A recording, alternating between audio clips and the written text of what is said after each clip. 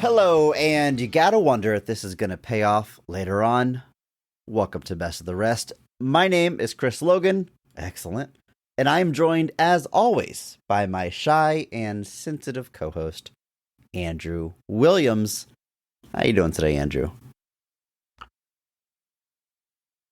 That was an inopportune time to ask me that. What are you eating there? Some cookies, crackers? Yeah, What do you it's got? a cookie. It's like we just counted in to start recording. You know that I always ask you this question in the intro. So is it really on me that it's an inopportune time, It's or really is it on not. you for It's putting really the not. cookie in your mouth? It's all my fault. Trust me. Every morning I look in the mirror and I say, Andrew, it's all your fault. I But guess that answers my question. How you doing? yeah, no, I'm doing all right. We got the big Criterion sale going on at Barnes and Noble. I was talking about that a little bit Happy before. Criterion month. And it is also my well, it's not technically my birthday month yet. It will be when this comes out, but yeah. So I've been picking up some movies. I got 6 already to start, not including the 11 movies I just bought from Kino Lorber during their sale. It's yeah. One day I'll watch them. One day, but you know what, Andrew? They're nice to have. They are. They look nice. They look good on your shelf. Are you I'm with you. I'll buy a Criterion. It'll be a while before I actually watch it. I'll load it in my Plex pretty quickly, but either on the drive home or as soon as I get home, I am opening it. I take off the shrink wrap. I look through the book. At least skim the essay. I don't always read the essay throughout. It kind of just depends on the movie and how good the essay is. But do you dive into the packaging at least, even if you're not watching the movie right away? No. You don't? Not even close. Oh, wow. Pretty sure everything I got from Criterion's one day sale a bit ago is still shrink wrapped. You don't even break the shrink wrap.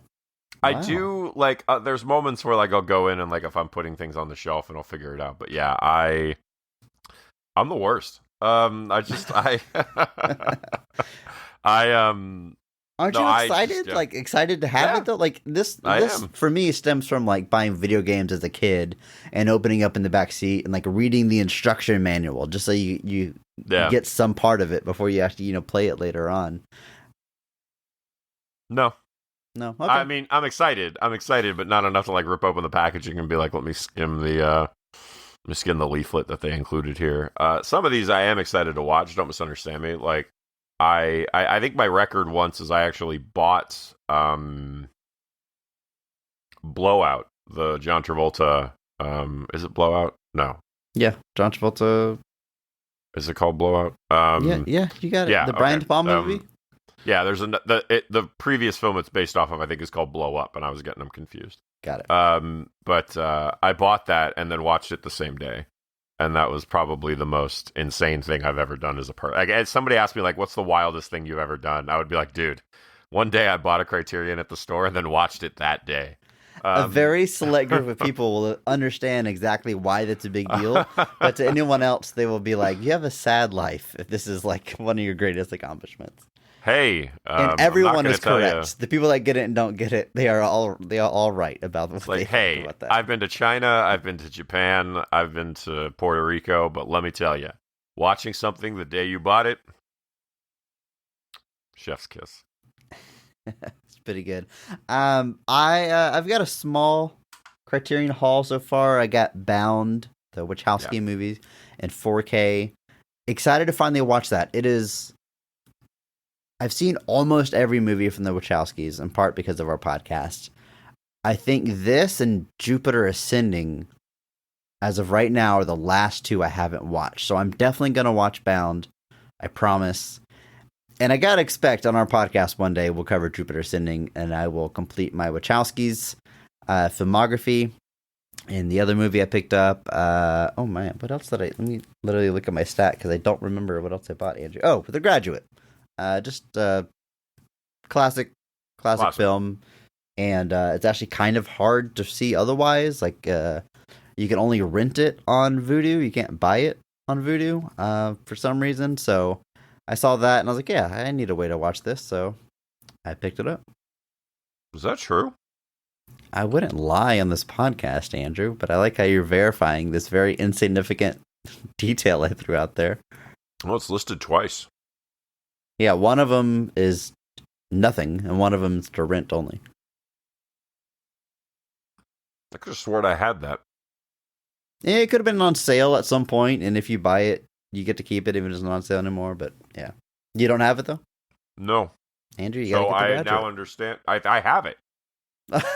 You have the Criterion? Yes. Yeah. Well, it's a good thing you do, Andrew. Is that a 4K? It is not. Then I definitely have it. If it had been upgraded, I might not have upgraded it yet. That's the problem I'm having with Criterion now. Is that like they're upgrading a lot of stuff? Yeah, and they waited so long to jump on the 4K train. It's so frustrating. Like the technology, like 4K took over. God, it's been 10 years. We're coming up on probably 10 years. We're looking at least like at least 5 years of like most studios releasing things in 4K pretty regularly. Yeah. But yeah, and then the problem I have even more so is that the 4K packaging and the regular packaging are identical. Except for the they sticker. Look exactly the same. Yeah.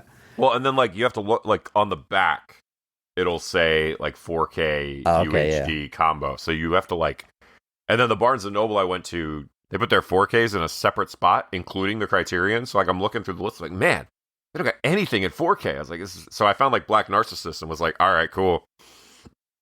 And then couldn't find anything else, and then suddenly saw that there was a 4K section that had all the 4K movies that they had there, and I was like, oh my god.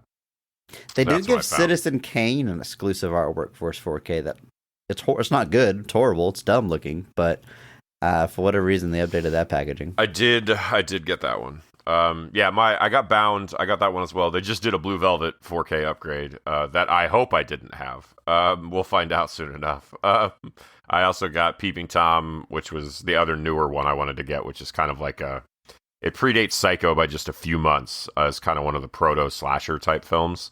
And I was excited to check that out. That one's been lauded by like guys like Scorsese and people like that as just being. It's one of those movies that came out and it was like so taboo at the time that people kind of shunned it. But now we look back after everyone involved is long gone and can no longer reap the benefits of it to be like, oh yeah, this was pretty good. But then yesterday I got Black Narcissus. I got To Die For, which is a Gus Van Sant with Nicole Kidman that I've just heard pretty good things about. And then I got Mildred Pierce, just a classic noir-esque film from the 40s. That's just really, really good. Well, today, Andrew, we're talking about a movie that will probably Don't say it. Don't hurt my dreams. Probably never make its way into the Criterion Collection. Each week, we take a second look at a movie that was poorly received upon release and challenge ourselves to only talk about the things we like and what the movie does well. It's SNL month, and this week we are talking the 1993 film Wayne's World 2. Andrew, it may not be a Criterion film, but I am excited to talk about it. What is your history with this movie specifically, Wayne's World 2, but I guess, Wayne's World media in general? Obviously didn't see him in theaters, wasn't really at a point at a ripe age of 6 that my parents were taking me to see Wayne's World 2 in theaters, let alone whenever Wayne's World came out, which, to be fair, was just the year before this. Turned them out fast. This one out. Yeah, it's February 92 and December 93. So, I mean, but we had the first one taped like off HBO or something, and I remember watching Williams it a lot vault. as a kid. Yeah, in the vault. Are we the only family? There's no way we can be the only family that did that. We didn't do that. You see tape stuff off TV? Like, you didn't have VCR tapes? Didn't do any My of that? older brother did. I remember he had like Face Off and I don't know, a second. He would get like these like 6-hour tapes, like real thin tapes, real poor quality. You could, well, it all depended on how you recorded it, what the quality was, man. I was no expert. My older brother did it a couple times, but certainly not a vault, and I don't think he kept up with them after, DVDs or whatever came around. So I don't know. Well, I mean, once DVD, well, because the whole reason people did it is because you could do it.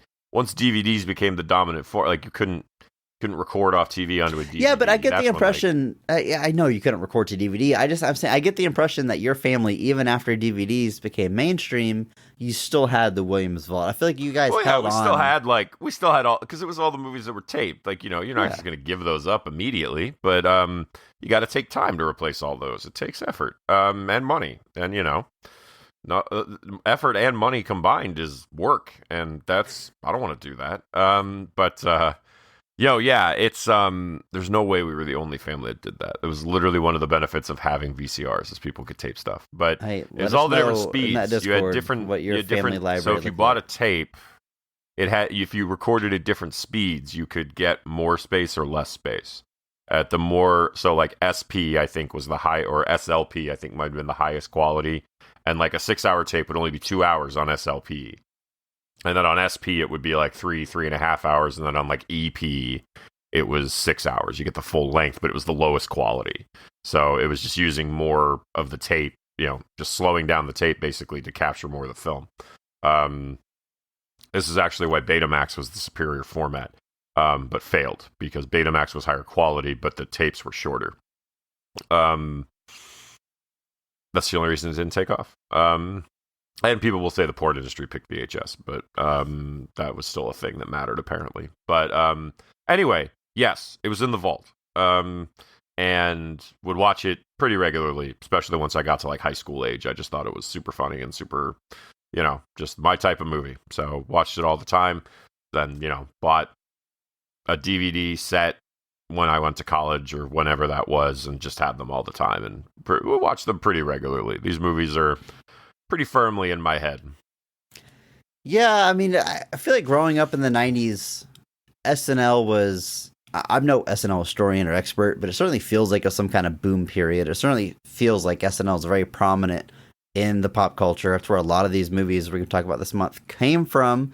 And, launched a lot of stars in their careers. And Wayne's World was just part of that. Like, I just like you, I really doubt I saw this in theaters, but I certainly saw it a million times on cable or at home, rented on VHS. I'm sure we owned it. And it maybe wasn't like one of my favorites, but like I just saw it a million times, even by accident as a kid. And it's something that I certainly appreciated more and more as I got older. By the time you're in high school, you're getting most of the references, you're getting most of the jokes, and this type of humor is really going to be hitting.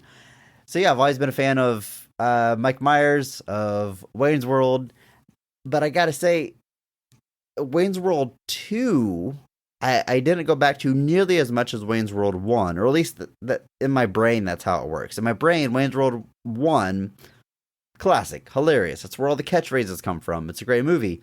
Wayne's World 2 was like, and they tried to do it again. It wasn't as good. You're better off just watching Wayne's World 1. In my head, that's like the legacy of this movie. And I think as a whole, that might be a kind of its legacy in popular culture. But every time I rewatch 2, I even texted you this after I watched it. Every time I rewatch 2, I'm like, wait a minute, this is like hilarious. What am I talking about? Like, this is just more great Wayne's World comedy. Like, and even some of the gags, I'll get confused which movie it's in. There's some stuff I remember very clearly in this film that I definitely thought they were in the first one, and it's not because they're doing the same joke again. Like, it's full on scene, like speaking of The Graduate, we talked about a minute ago, The Graduate ending where he's trying to stop the wedding. I could have sworn that was in the first movie. And then he's, driving his car for the, chasing her down at the very end.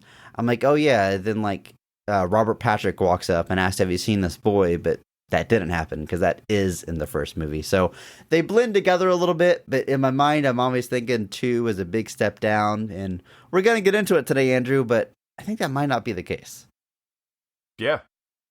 This movie was released December 10th of 1993, made on a budget of $40 million. And at the box office, it brings in $72 million.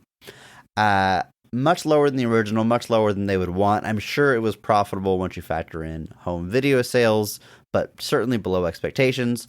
Critically, it is, we'll say, mixed. It holds a 60% critic score on Rotten Tomatoes. That's only based on 45 reviews, just because of the time it came out. So not panned by any means.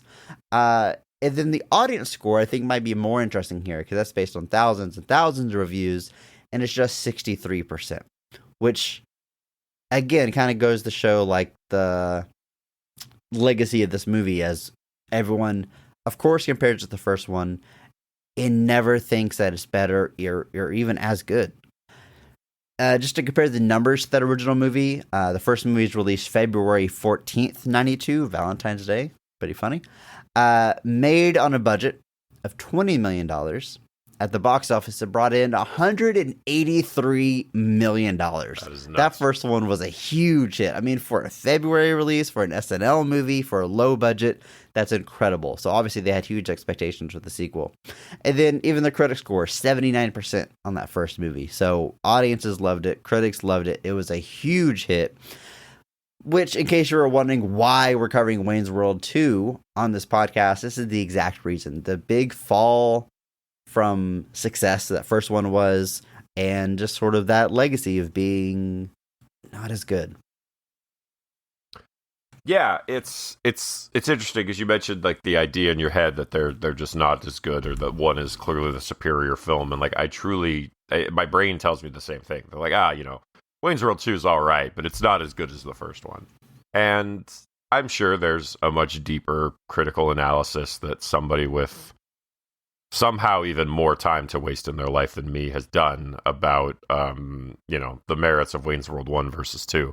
But I agree. Like, every time I watch 2, I'm just like, this is, like, hilarious. Like, I don't quite have the issue that you do of the movies blending together. I don't know why. Like, if you asked me the gags, like, I could remember which was which. But, like, almost anytime I watch 2, I'm just like, this is genuinely hilarious. Like, why do people think this isn't as good? Especially compared to what the movie almost was, but we can talk about that a little bit later.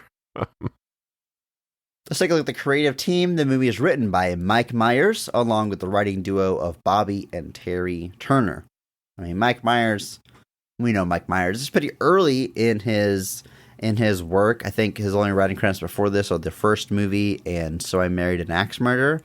So it's really, getting the Mike Myers train going before it really takes off with Austin Powers a few years after this. But Bobby and Terry Turner would go on to create, or had they already created, Third Rock from the Sun, and go on to create that 70s show. When does Third Rock from the Sun come out, Andrew? We're right Third around Rock that from ballpark, the Sun right? Starts in 96, so we're before that. So yeah, this is launching Minnie a creative career. Yeah, I actually had completely forgotten that Bonnie and Terry Turner are actually writers on both films. They were also writers on the first Wayne's World. So this movie is written by the exact same 3 people who wrote the first Wayne's World, which, if, you wonder why the movie is also very funny, it turns out that it's just the same people who made the first one made this one. And yeah, Bonnie and Terry Turner have got like just a giant long career. Obviously, they were working on SNL. That's obviously their kind of intro into working with Myers, and things like that. And then eventually they spin off and start creating all their own sitcoms, and they do some really funny stuff. Third Rock from the Sun is still one of my favorite television shows that I know I can go back and watch anytime. And I'm going to laugh, and I'm going to have a good time. And Mike Myers is Mike Myers. I mean, it seems like not fair to just kind of like lower him to that, but like, he's got Wayne's World, So I Married an Axe Murderer, Wayne's World 2, and then it's a decent gap before he does Austin Powers. It's 4 years between Wayne's World 2 and Austin Powers. And then once Austin Powers comes out, he blows up, and then once The Cat in the Hat comes out, he shrinks back down, and then just rides the Shrek train for a really long time, and still doing that, apparently. So I'm pretty sure I said Bobby and Terry. I'm not going to go back and fix it. I'm just acknowledging it for anybody that may have heard that. I know it's Bonnie, but I think I said Bobby, so I'm just acknowledging my mistake so no one can write in with their angry letters. Andrew, this movie is directed by Steven Surgic, and I gotta admit, that's a name I was not super familiar with, and their film credits are pretty limited. This is their directorial debut. They would go on to direct one other movie, but primarily their work as a director and creative force is in the television space. There's credits all over the place throughout the 90s with shows like The X-Files, Psych, Burn Notice, Flashpoint. These will all come a little bit later on, but maybe most high profile at the end of the day are the Marvel shows, Daredevil and The Punisher, of which they have directed a number of episodes. So long, successful career, interesting career path, but this was a big break of sorts for Steven. Yeah, this is before this he had really only done a couple of television shows. Had done a thing called Maniac Mansion that I don't know, but could certainly be interesting. And then Kids in the Hall, which obviously Kids in the Hall was great. And then does Wayne's World, and then just kind of goes right back to television, and has lived there in various ways for a long time. But like you said, not just Daredevil, but Daredevil, Jessica Jones, Luke Cage, Defenders, The Punisher, Iron Fist, The Gifted, Runaways. Like, if it's a Marvel show in the last couple of years, this guy directed something on it. You got other things thrown in there, like the CW Flash and Arrow shows. Bates Motel, kind of Psycho prequel that was way better than it had any right to be. And even recent stuff like The Witcher, Reacher, and the Arnold Schwarzenegger kind of comedy show, Fubar. Like, I mean, he's still out there doing his thing, but definitely kind of a more journeyman director than potentially how you describe Penelope Spheris, who did the original. She kind of, she would do things like Wayne's World, and then kind of go on to do a couple of other weird movies in the 90s, but definitely more of a film career for Spheris versus Steven, who's kind of, like you said, just kind of a journeyman that kind of comes in and does your show and makes it look pretty good while he does it. Andrew, with that, I think it's time that we jump into this movie, talk about everything we like, all the positives of Wayne's World 2. You ready? Yes.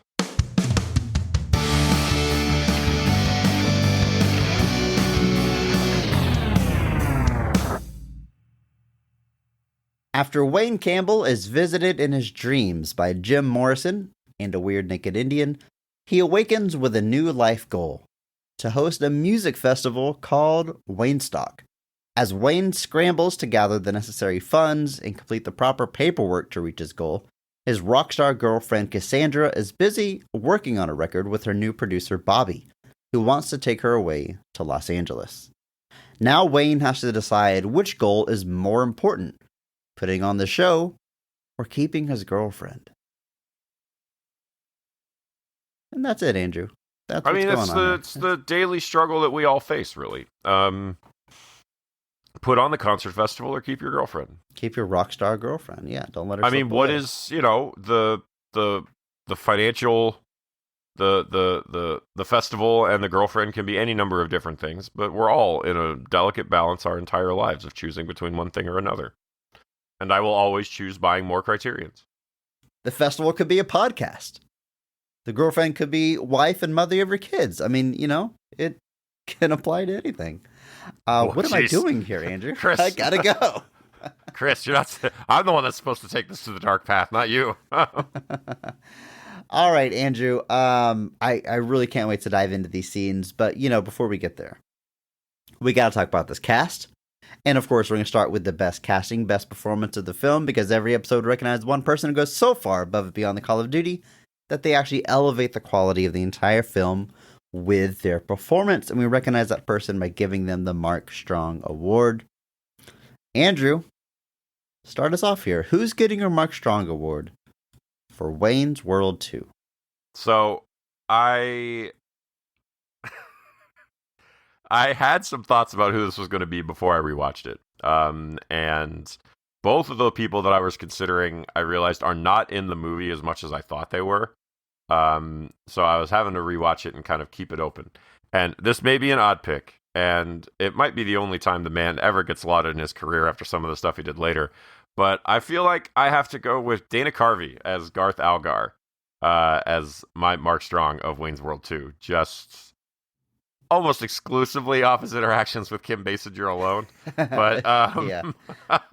but I just every time he was on screen, I was like, this man is so funny. It is so good. Going Dana Carvey. Dude, I love it. I love it. I was always a Garth guy growing up. I just he was just weird. He was a drummer, which I thought was cool. He's kind of like a weird wacky inventor kind of in the first one. Like he's got just some weird quirky qualities that I always really liked and still do. Garth rules. So like yeah, this is of course an excellent pick. It's weird. I'm realizing like what do you say about literally an iconic performance, like a character that everyone knows, and both of these guys. Let me go ahead and say it. My Mark Strong award going to Mike Myers as Wayne. Again, these are so. It's the leads of the movie and they're iconic characters. These are such layups. Yeah, it's like it's so easy. It's like, and I was planning on doing Mike Myers going into it. So I'm glad you went with Dana for Garth, and they both get a Mark Strong award. But yeah, these are like Roger Ebert loves these movies, and he says like these guys are impossible not to like, and that is such a interesting quality because like this sort of like I mean they're not stoners, but like metalhead burnout type characters we saw a million times in the 90s. But to make that character so likable and innocent, kind of as they do, like it's very unique. And it's funny, both of these guys, like on the surface, these are such goofy, not super deep characters. But what we know about both of these guys, we know they are like crazy perfectionists. I mean, like Mike Myers in particular is very exacting, and there's plenty of stories of him on set, and he can be quite intense. So like even though there's playing these burnout characters, they're taking their craft totally seriously. And Dana Carvey too. I mean, he like I said, in the film world, it's kind of iffy after this, but from SNL to the Dana Carvey show and his stand-up career, like there's plenty of he's very experienced in his craft and very specific. So like even though the end result is what it is, you just know so much work went into like crafting these. And even the two of them like notoriously had like a huge falling out because whatever Mike Myers goes on to do Austin Powers, his character of Dr. Evil, Dana Carvey says, is based on Dana Carvey's character on his impression of Lorne Michaels, which if you look at them side by side, that's probably true. But he feels like Mike Myers took Dana Carvey's impression of Lorne Michaels, turned to Dr. Evil, did not credit him, and then they didn't talk for like 10 years. So again, two very serious guys doing these very dumb performances. Super likable, and what can I say? Like, you know how you feel about these two characters. I don't know how much more I can describe why I like them. Yeah, I mean, they're just iconic comedy characters at this point, and it's like, what do you say about them? What do you do? I do want to point out, like, Dana Carvey and Mike Myers, like, it's an interesting career trajectory because it very much is like at one point these guys were like, this is like right before like the breakout of like Adam Sandler and that whole group of cast. Like this is like right on the precipice of like when Adam Sandler and his whole group like explode. Yeah, Chris Farley in like 90. That's like 94. That's like literally just two years after this. And so these guys do Wayne's World, and then both of them kind of don't really like immediately jump to anything after this. They kind of really don't. And even Dana Carvey like doesn't really have any like never like jumps into like a starring role. Certainly not like Mike Myers does with Austin Powers or with even like something like Shrek. Dana Carvey never really has anything like that. I mean, Andrew, the biggest thing, Master of Disguise. Future episode of this podcast, Master of Disguise. The one thing that he does is he does Master of Disguise, and that pretty much closed the book on him doing almost anything else ever. And yet, Andrew, everyone on the face of this planet knows the line, "Am I not turtly enough for the Turtle Club?" It is iconic. We can all picture it. But turtle, we can. Turtle. But I don't think I've ever seen the movie beginning to end, but I know that scene. Yeah, we all do because it was in the trailer. Anyway, the one thing I do know that he did is in '96 he does do the Dana Carvey show, which you mentioned. And there is actually a documentary made about the Dana Carvey show called Too Funny to Fail, which I think was on Hulu. And it is, first off, a wonderful documentary. I would suggest watching the documentary before I suggest watching the actual show. Yeah, I would, because the documentary is funnier. Yes. But the Dana Carvey show, for those of you who don't know, because I am going to talk about it, was basically just meant to be like a sketch comedy show that was just Dana Carvey's vehicle, and that was really it. That was really all that they had, and it did so poorly that it only aired 7 of its 10 planned episodes, but despite that, like, the level of talent involved, you had Dana Carvey, Steve Carell, Stephen Colbert, Robert Smigel, and then even people like Charlie Kaufman, John Glazer, Dino Snaptop. Yeah, I'm not even gonna say his name. I can't say it. But just this like comedy who's who almost of people involved with the Dana Carvey show, and it's insane how poorly the show does given the caliber of talent on the team. I literally, no joke, yesterday text someone a clip off YouTube from that documentary. So is it the one about the Diet Mug Root Beer Dana Carvey show after the Home Improvement ad? That's exactly what it is. So if you just search Too Funny to Fail Home Improvement, it's like a 2-minute clip. Like Bill Hader's in it. It's the funniest thing I've ever seen. So someone was talking about contagious laughter. I'm like, yeah, watch this, watch their reactions, and try not to laugh. Like, it's incredible. It's Stephen Colbert's reaction, and that always kills me because he's just like, he's so good. Anyway, so it is wild to just view how popular these characters were at one point, and just kind of how that didn't necessarily translate to. I mean, don't get me wrong; they're both successful comedians. I'm sure they're both doing very well for themselves, but like you would have expected them to kind of get more of the Adam Sandler type treatment, where there was a whole lot of stuff that was built as just vehicles for them. And outside Austin Powers, that really doesn't happen, especially not for Dana Carvey. Andrew, there's a narrow cast I feel like we have to talk about, because there's so many small bit parts and cameos here. Like, I don't know if we need to dive into all of them. But we have to talk about Tia Carrere as Cassandra Wong, returning from the first one, Wayne's rock star girlfriend, and she is so cool. I mean, like, respectfully, that's always been like just my impression of her. Like, she is just so badass. I mean, I'm assuming she does the singing in the first one. I don't know for sure, but that cover of Ballroom Blitz is like the version of that song I think of. And she continues to be great here. I love that she can clearly do better than Wayne. I mean, Wayne's a great guy and all, but as soon as he starts getting like jealous of whatever, she's like, I'm not putting up with this, and she just like moves on. It's like, yeah, good for you, Cassandra. But good for her. Good for her. Although then she like is marrying Bobby, which comes out of nowhere. Whatever. It sets up the final act of the movie. The Graduates, yeah. But she's great, and honestly, I don't think I knew her from anything other than these 2 movies, but then digging through her filmography, I found out she voices the older sister in Lilo and Stitch, which is pretty cool. She is Hawaiian born herself. In fact, she is a Grammy Award winner for her Hawaiian albums. Best Hawaiian album, or Best Hawaiian Music Album, I think is the category, which I'll be honest, did not know existed, but she has won it twice, so I think that is pretty rad.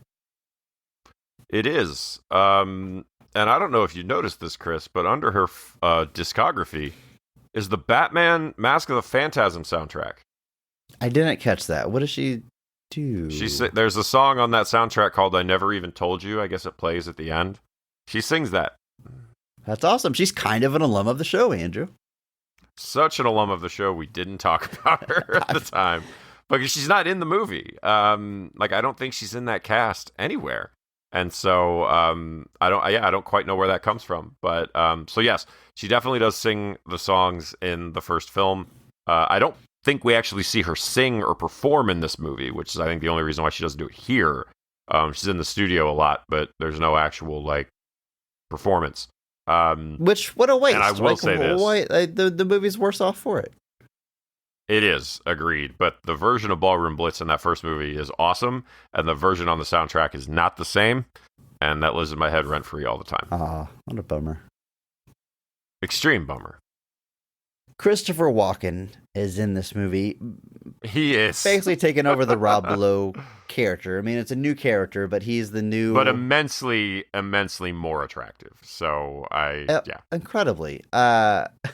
He plays Bobby Kahn, her producer, the one that's trying to get her away from Wayne, away from Illinois, get her out to L.A. where things are happening, baby. And he's just the foil for Wayne. He's just the guy in the way, and he plays it pretty straight. We know Christopher Walken can be super wacky and funny in his own right, but he's pretty much playing this straight, but it's great because it's Christopher Walken. What else can I say about this, Andrew? It's Christopher Walken, and he gets the dance in this movie. As soon as he started dancing, I'm like, they got Christopher Walken the dance. Like his dancing is so good. It was an entire music video for Fatboy Slim. Like, it is just a joy to watch. I mean, you see things like Pennies from Heaven, which is just a musical where he can actually dance, and it's Christopher Walken. I mean, alum of the show, back from our good old Batman Returns episode. Oh yes, but it's always funny because like he's got this legacy now as just being like that, as just Christopher Walken being goofy, basically like being goofy and weird.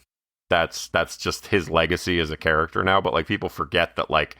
One, you've got stuff like the Deer Hunter, like at the, just with a bullet, pun intended, straight at the front. And then you've got other things like King of New York and even The Prophecy, that where he's just these like straight, sometimes terrifying characters. And so you really do end up with this kind of weird vision of Christopher Walken where people kind of don't realize there's this whole other part of his career. But here, like you said, largely he's just playing it pretty straight. He's just being the foil to Wayne, the kind of obstacle in his relationship with Cassandra this time around, which is exactly what Rob Lowe was doing in the first movie, but not nearly as attractive as Christopher Walken is. Andrew, we've talked about people like Sean Connery have such a distinct way of speaking that seems to get more emphasized later in the career after they become kind of known for that. But Christopher Walken, I think that's just, I don't think he's ever leaning into it. I think that is just 100% no Christopher Walken. And he's talked about it before, like his parents were immigrants, and he says he got, the man said it, but I don't know how true this is, that his iconic, pauses and starts and stops in delivery is from copying his dad, who, because English was new to him, would have to stop and think about words, and he kind of just picked up on that cadence from him.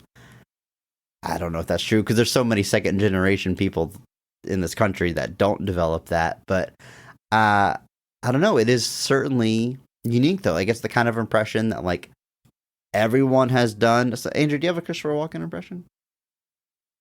Not that I'm going to do for you. I cannot do a good Christopher. Like, I've heard... Everyone thinks they can do it, and then you hear like a good Christopher Walken impression, and you're like, "Oh, yeah. No, there's so much more nuance to this." I can't. The only thing I ever really do is just the endless and then you just don't say anything else after that. Yeah. Sometimes I love, like he says a word like as if it's the end of the sentence, but it's not. It's just such a funny Christopher thing Walken. to do.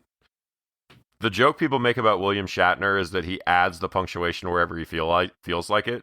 And Christopher Walken is the same, but in a completely different way. Yeah. What's up? Like, you're right. Like, they're both known. I'm not going to do a specific impression of either one, but they're both known for the way they start and stop sentences, but it's completely different. Like a Christopher Walken impression sounds nothing like William Shatner. Yeah, it's totally different.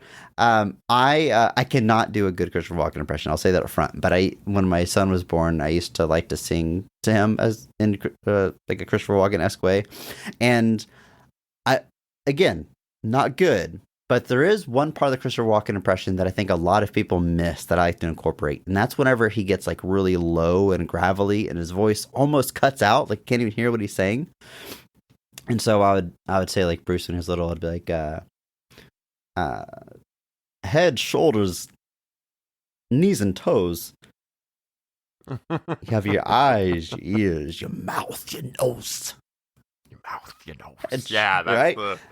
That's the key. Yeah, I always gotta incorporate that in because it's my one little thing that I think a lot of people skip over on. Like, hey, don't he gets real menacing at times. Because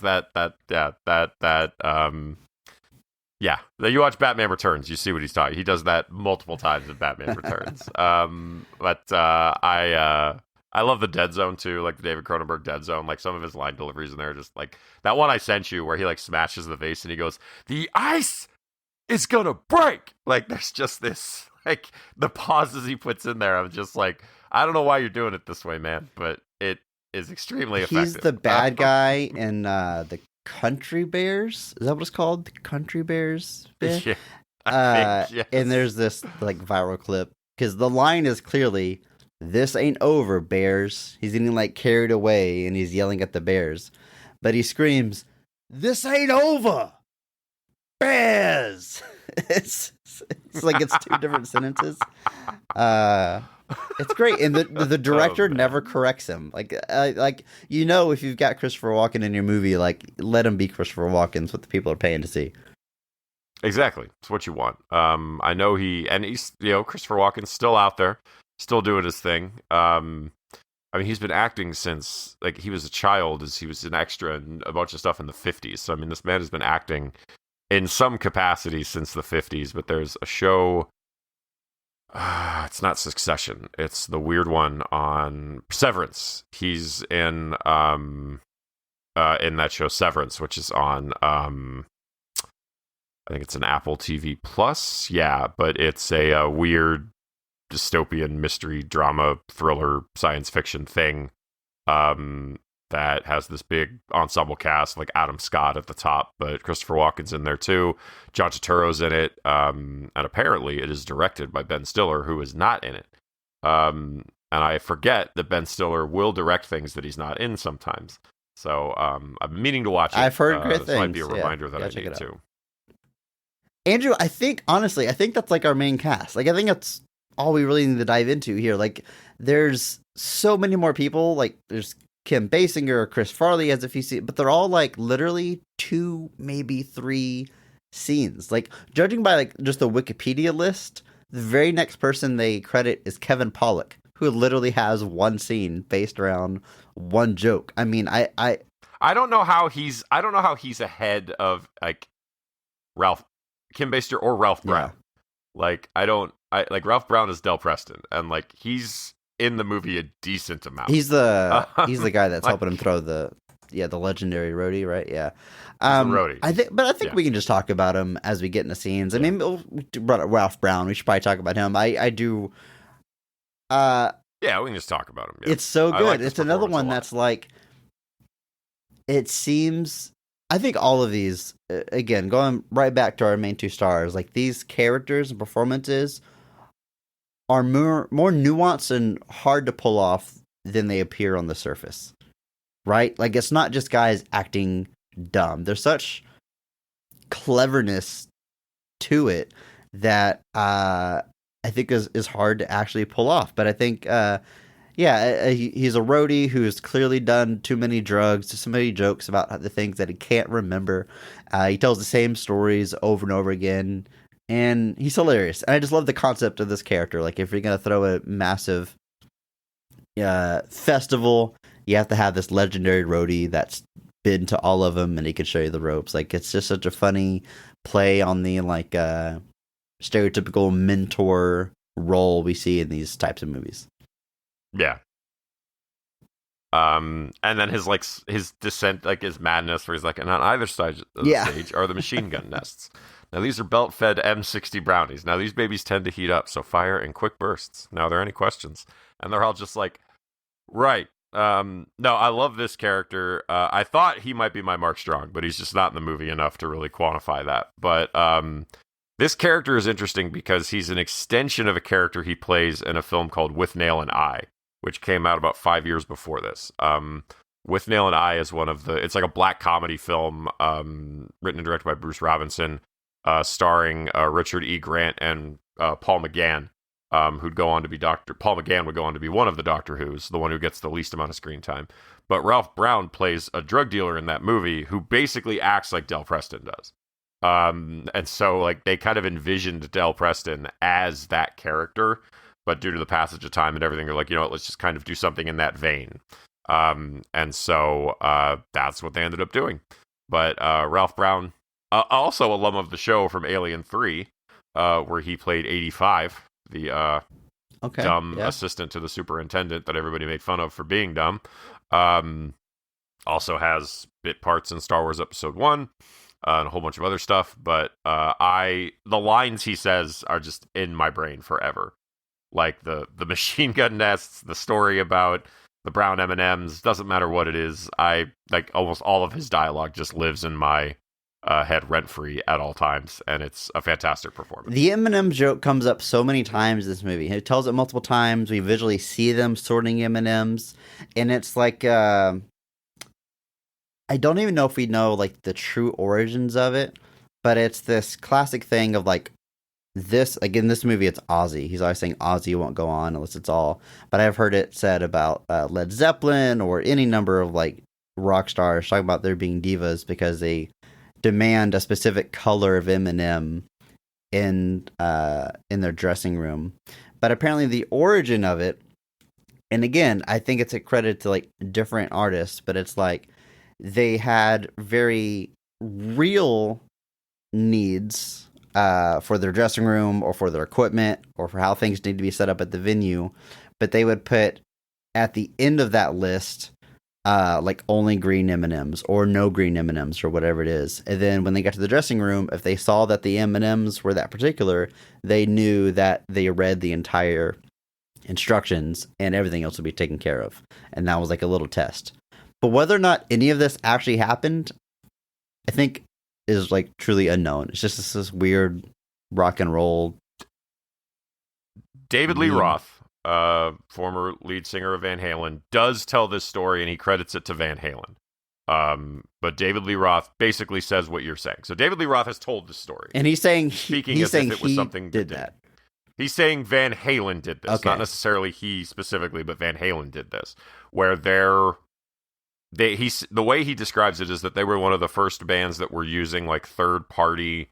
They're taking their productions to these kind of huge levels, but using like all these different contractors to do it.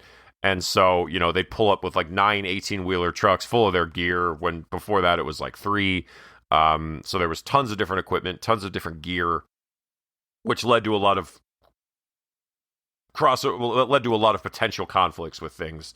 And so they'd put that in as a test. They'd have this big kind of contract writer for all of these venues and all of these groups to be like, hey, here's all of the technical specifications for everything that we need. And buried in there was just some weird line about there will be no brown M&Ms in the backstage area. And that would be put in there specifically because if that happened, they knew that they had actually read it. And if it didn't happen, they would know that they would need to have everything checked because they wouldn't know if it was true or not, or if everything had been done properly. Now, is David Lee Roth lying? That doesn't sound like something David Lee Roth would do, Andrew. That's interesting. No. But it's just funny how it kind of grew to, you know, obviously here it's being credited to Ozzy, and then I've heard it credited to so many different bands. It grew into this just rock and roll legend in general. Yeah. Andrew, let's talk about these scenes. I can't wait to start laughing at some of these jokes. But of course, we're going to start with the high point, with the best scene of the film, or at least our personal favorite. So, Andrew, kick us off. What is the best scene in Wayne's World 2? Oh man, so the title Wayne's World 2 comes up, and then the credits Yeah. roll later. That's pretty much my Okay. favorite. So you like scene in Wayne's World everything 2. except the crying Indian reference that plays mid credits. Yeah, that's and also because they call him an Indian the whole time, and he's a Native American, folks. That is true.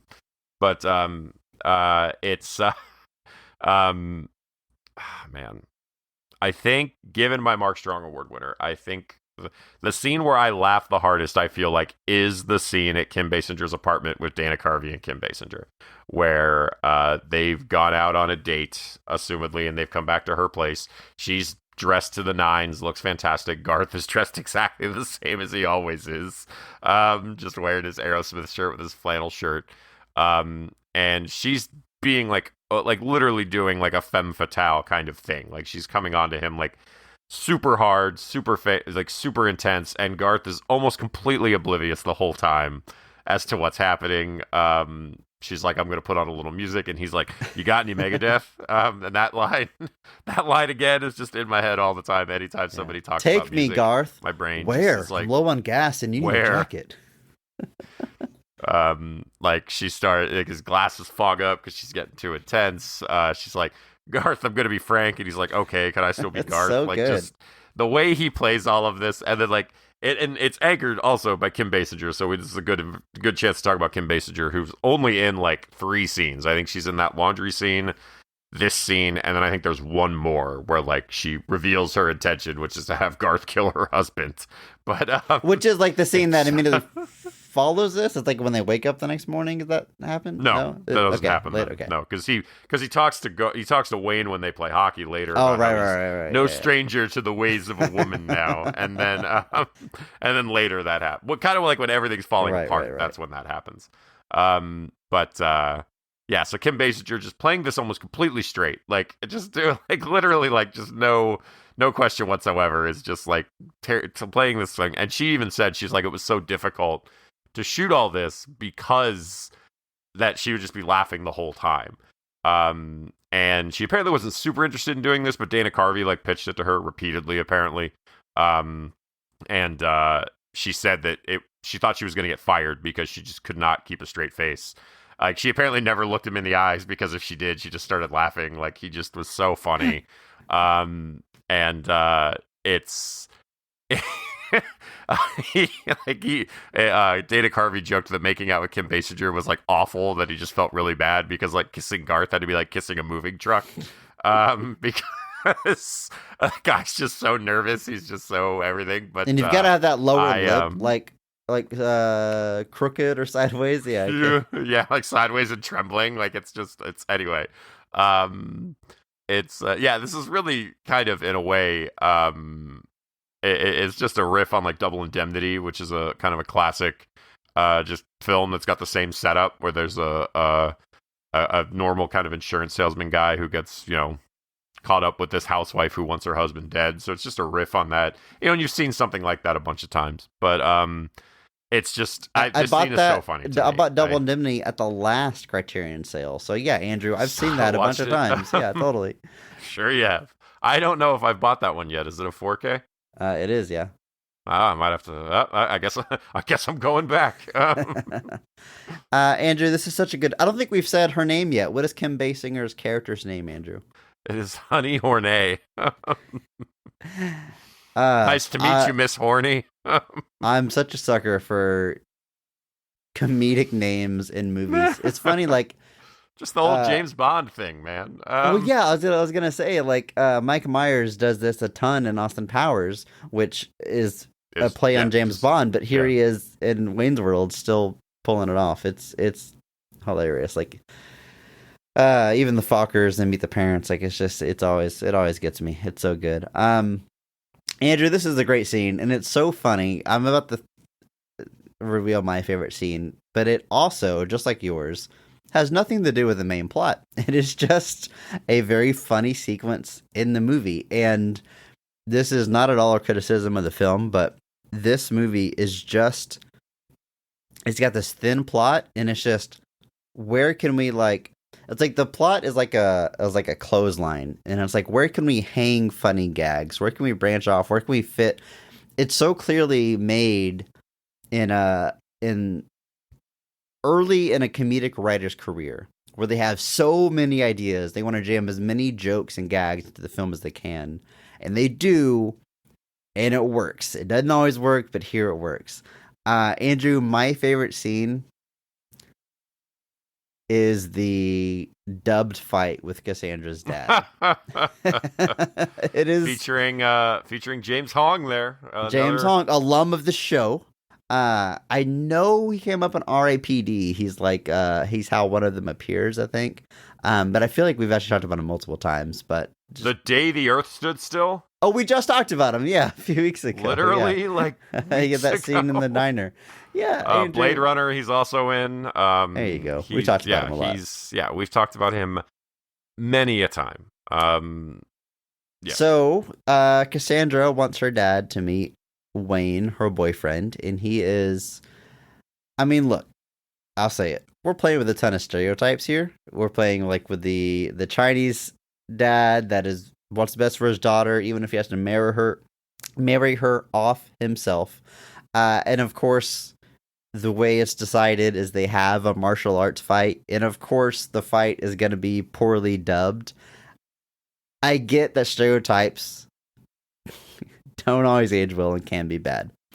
If I may, I think this scene is totally fine and inoffensive, and I know I'm just a white passing guy saying that, but the issue isn't so much the scene, it's that nearly all of major media is made by white people, so ethnic parts are always defined by their stereotypes. And when you look at the entire landscape, it becomes a problem.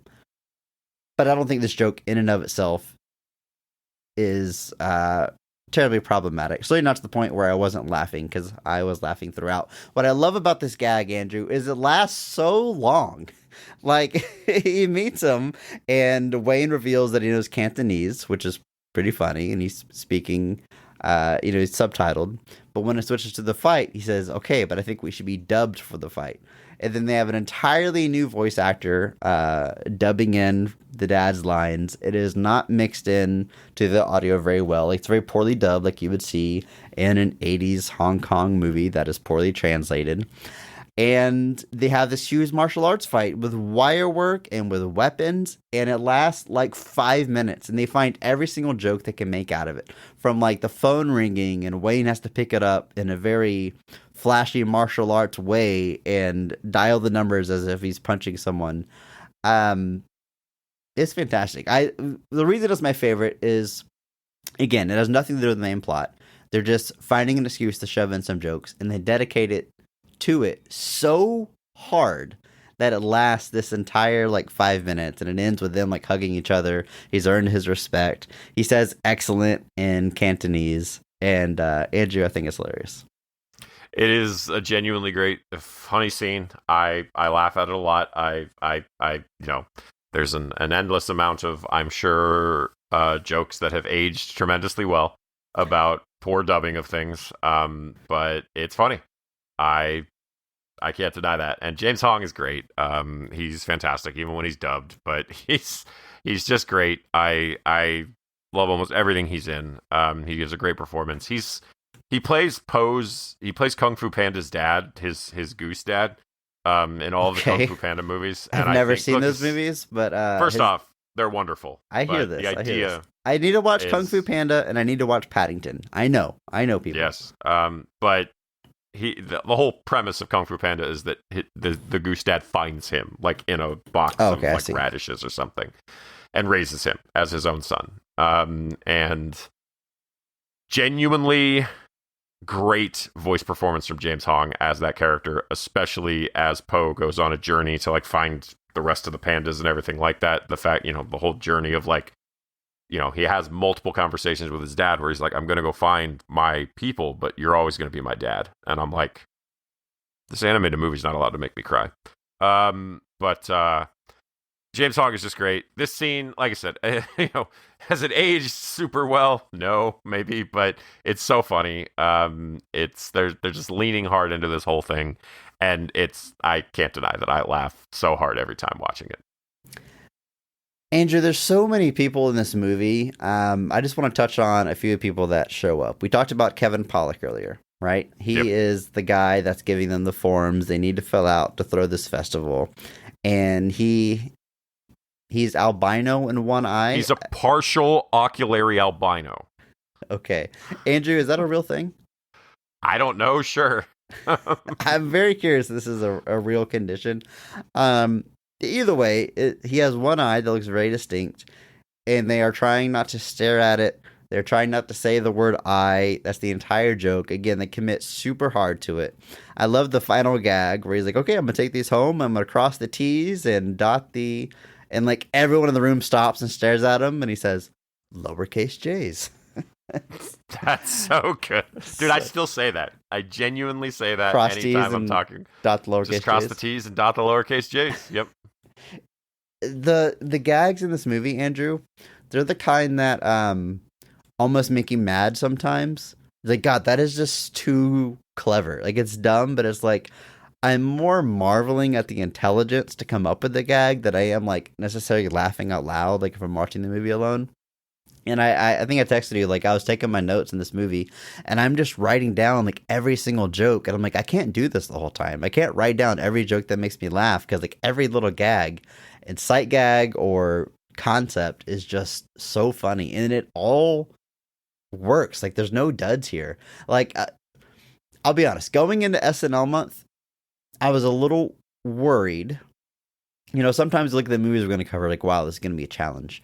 But I think there's maybe no greater challenge, or let me word it this way.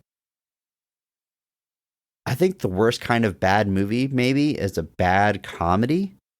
Like, if they're making jokes that don't land, that is rough. That is hard to get through. That's worse than a drama you don't quite connect with, or an action movie that's a little dull. Like, when it's trying to be funny and it's not funny, woof, that can be hard. And it's... Genuinely, yeah. We've got 3 more movies ahead of us.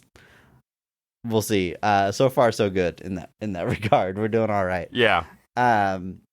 It's funny because Mike Myers uses this exact same joke later in, I think it's Goldmember, that has Ralph Macchio, and he has a big mole, and he's trying not to look at his mole. No, it's not Ralph Macchio. It's Savage. It's one of Fred Savage. Fred Savage.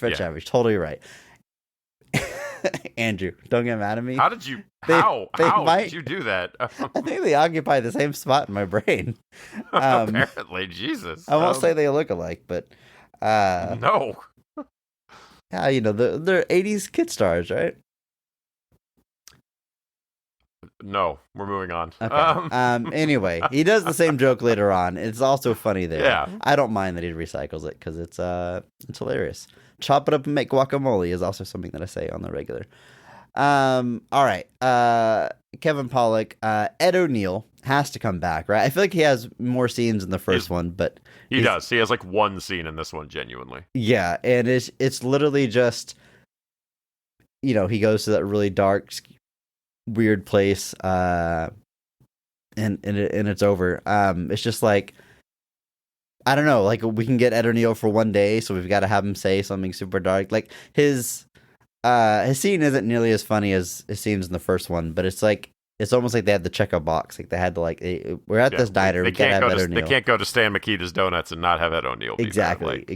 And dude, I love Ed O'Neill. He's so good. So good. We're watching Modern Family. We're going through the whole thing as a family. It's our dinner TV show currently, and he's just hilarious. I don't know. He's good. Who else is in this movie? Chris Farley. Unlike Ed O'Neill, Chris Farley gets more scenes, because I think in the first movie he's just the security guard that tells him how to get to, or he tells him where the tour is going, and got to finish up in Detroit. His big line there. But here he's got maybe like 3 scenes, so it's an upgrade. Now he's like just kind of one of their local buddies, and he's trying to be a roadie for the big show, and he's got super long hair. And Andrew, everything Chris Farley does is hilarious. It indeed. Just one of the notes. You know, talking about 90s SNL, Chris Farley's my guy. He can literally, it's been said, like, you can read the back of a shampoo bottle and make it funny. Like, he's one of those guys. Like, I was just thinking about one of his skits from Saturday Night Live where he's El Nino, where he's literally just in front of like a green screen of like a storm, and he's just saying, "I'm El Nino. All other storms must bow before El Nino." And that's the entire joke. He's just the personification of El Nino, and it's hilarious. He makes anything funny. Just his ability to like have 150% energy is very funny, and he's funny in this movie, Andrew. He is. I've just stumbled across the SNL skit where somebody gives him like decaffeinated coffee crystals instead of coffee, and he just loses his mind. Where like he drinks it and he's like, and he's like, "What if I told you that was decaffeinated coffee crystals?" And he just is like, "What?" Like, it's like the biggest betrayal. Son of a like it just like starts beating things up. He was just so funny. One of my most used gifs is that reaction, him looking up in disgust. Yeah. I use the glasses one a lot. The one where he does the oh god, what does they call that? It's a beer commercial. The whole joke is that it's gay. Like I don't even remember what the beer was called, but like literally the whole commercial is just, it's a beer commercial, but instead of women in like bikinis, it's just dudes in like Speedos, while Chris Farley and Adam Sandler like hang out with them and drink beer. And at one point, Chris Farley, that's that thing where he like has the glasses on, but he like pulls the glasses up and looks. He's looking at a dude with a beard when he does that. So I mean, it's it's such a funny commercial. But yeah, Chris Farley is just a funny dude. It's it's a damn shame. Yeah, R.I.P. Drew Barrymore is in this movie, Andrew, and I genuinely don't know if this is Drew Barrymore in a small part or Drew Barrymore in a cameo. It's got to be just a small part, right? In 1993, this isn't a cameo, right? She's just a child actor that's still trying to hit it big as an adult. Like, this is even before Batman Forever, where she has just a small role. Right? Yeah, I actually just watched.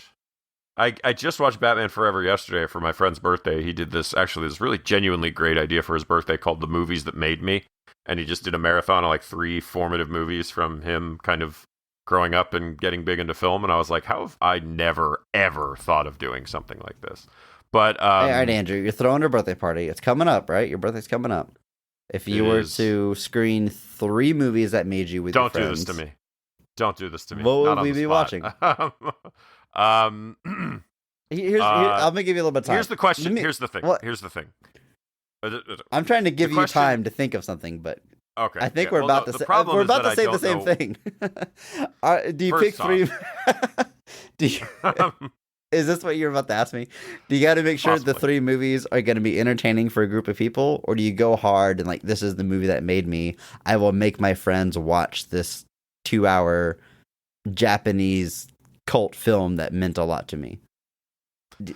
No. Okay. My question is more, do I pick the movies that like are formative to me for like moments that I remember in my life, or just formative to me now?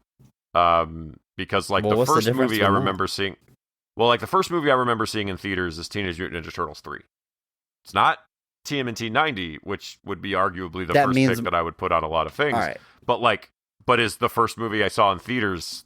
That's pretty important, though, isn't it? The first movie that I like remember seeing, I remember walking down the aisles with my dad. Like, for the love of God, Andrew, do 1990. First off, we could riff on Turtles 3 and have a wonderful time. You know we could. God, we did that like 2 years ago.